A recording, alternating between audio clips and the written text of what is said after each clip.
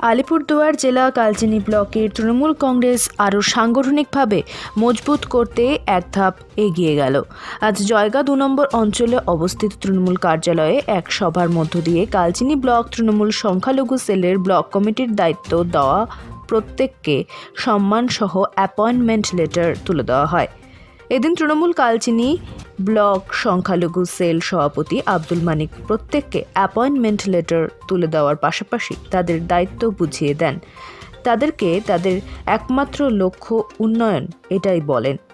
এদিনের সভায় কালচিনি ব্লকের ১১টি অঞ্চল থেকে সংখ্যালঘু প্রতিনিধিরা উপস্থিত হয়েছিলেন। দলের এই সক্রিয়তা বলাই বাহুল্য। আগামী বিধানসভা নির্বাচনে তাদের নজর এক একটি ভোটারের ওপর।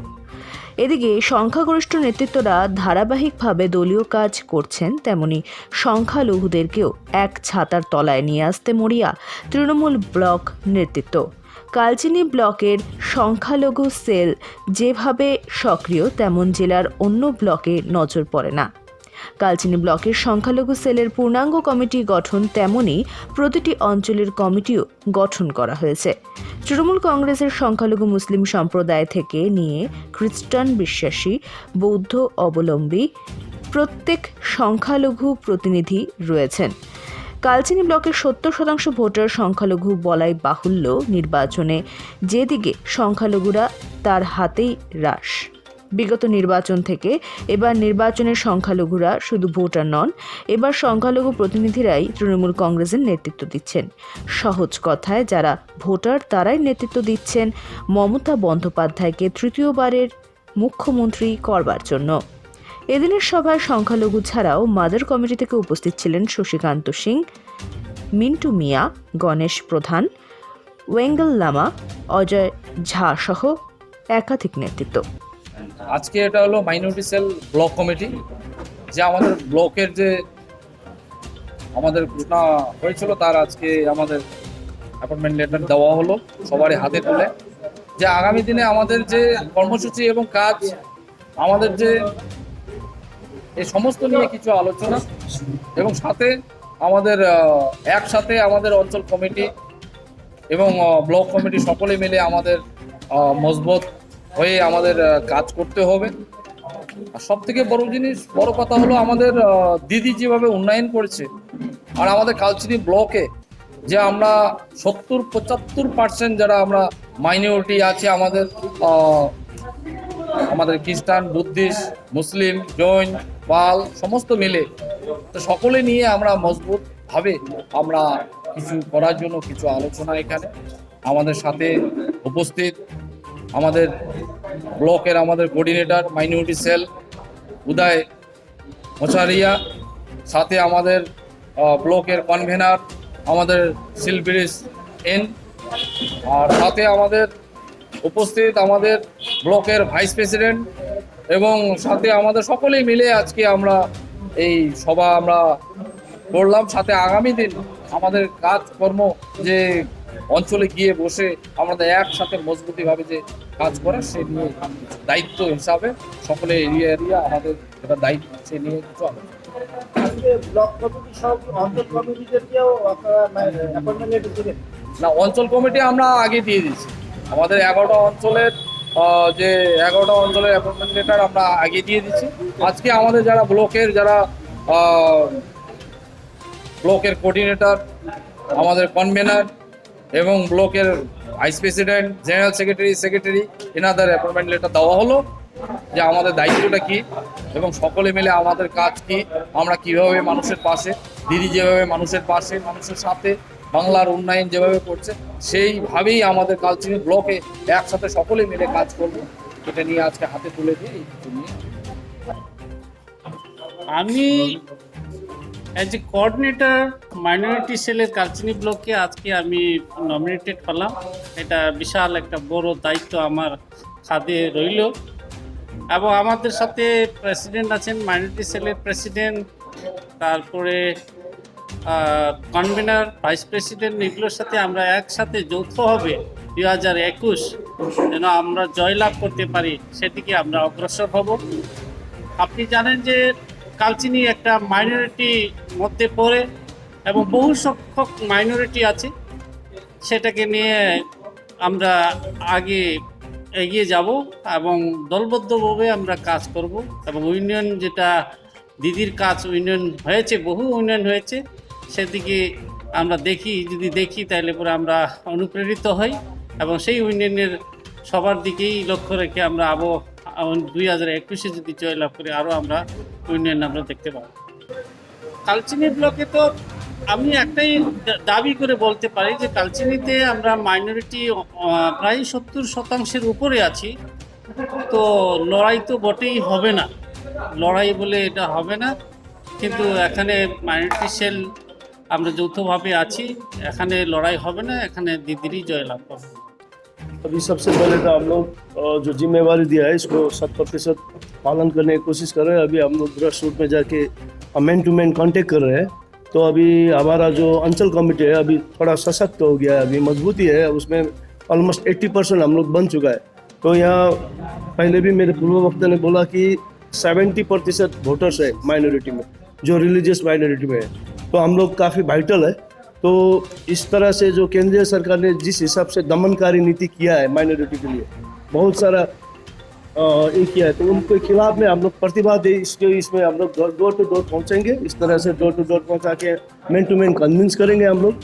तो अभी दीदी का जो प्रकल्प है, जन्म से लेकर मृत्यु तक का जो डेवलप किया है, विकास को धारा में जो बग रही है, तो इस धारा को हम लोग यथावत रखेंगे। इसको हम फुल जोर से पॉजिटिव अप्रोच लेके हम लोग प्रचार प्रसार करेंगे। और ये जो भारतीय जनता पार्टी है, ये 2014 में यहाँ पर जब चुनाव हुआ था तो ये जो चाय बगान को जो समस्या को केंद्रित करके इन्होंने वोट लिया, लेकिन ये केवल इनका चुनावी वादा रहा।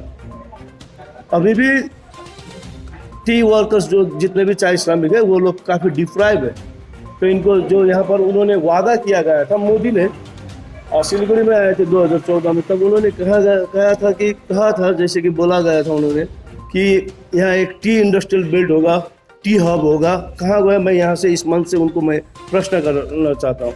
तो जिस तरह से तो अभी ये जो जितना भी यहाँ पर इन लोग रुपया पैसा जितना भी लेके आए, आपने जैसे बोला कि वो बड़े बड़े नेता लोग आ रहे हैं दिल्ली से, इसको असर होने वाला नहीं है, क्योंकि इन्होंने लोकतंत्र को नाश करके रखा है। भारतीय जनता पार्टी ने लोकतंत्र को नाश करके रखा है। ये बहुत सारा स्टेट है इसका उदाहरण, जहाँ वो लोग माइनॉरिटी में, जो वोटिंग के आधार पर माइनॉरिटी में होते होते भी खरीद फरोख्त का ये किया। और जो भी अवसरवादी था, अपॉर्चुनिस्ट था, उन्होंने अभी टीएमसी छोड़ के बीजेपी का दामन थापा है।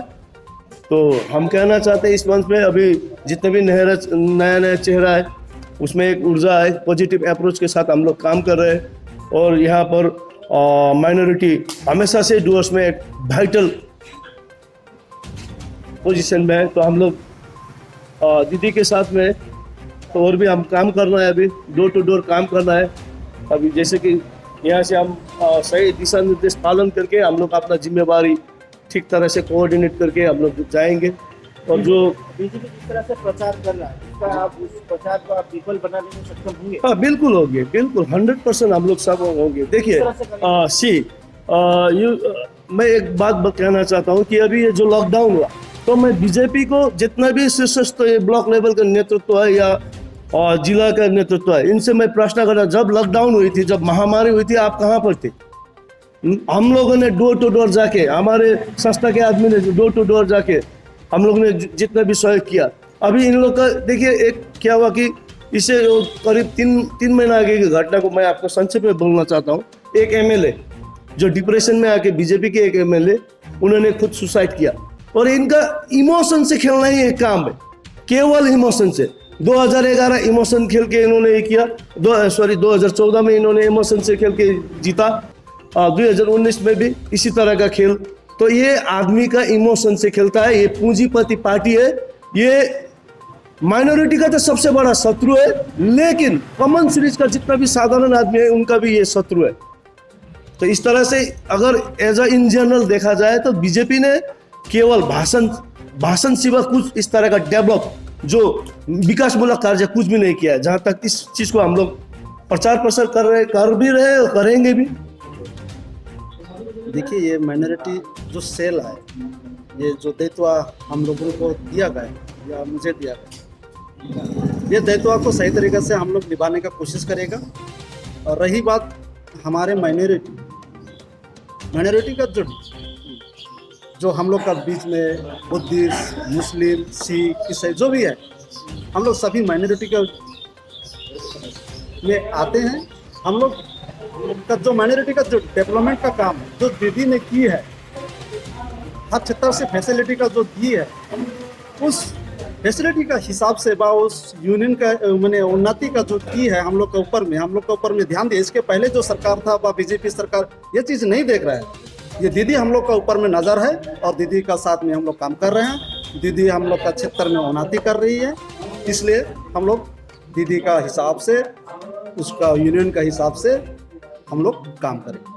बीजेपी का तो आपका दिल्ली से बड़ा नेता लोग आ रहा है, प्रचार भी कर रहे हैं। इस प्रचार को आपने किस तरह से मुकाबला करेंगे? देखिए, दिल्ली से जो आ रहे हैं बड़े बड़े नेता, वो भाषण करके ही जा रहे हैं। आज तक कुछ दिया है? इसका पहले भी बिरपड़ा में नरेंद्र मोदी ने आया था, चाय बागान क्षेत्र के लिए बहुत सारी बात किया था। क्या किया उसने? सारे बागान खुलवा दूंगा बोला था, क्या? कुछ नहीं। तो आके भाषण देने से काम नहीं चलेगा। यहाँ जनता का समस्या को देखना है। अब जो बमफ्रंट का हिसाब से 34 बच्चर का बाद आज 10 बच्चर में बहुत कुछ उन्नति हुआ है। दीदी ने बहुत कुछ किया है। इस हिसाब से हम लोग पूरा माइनॉरिटी हम लोग दीदी के साथ है और यूनियन का जो काम किया उसके साथ में हम लोग है।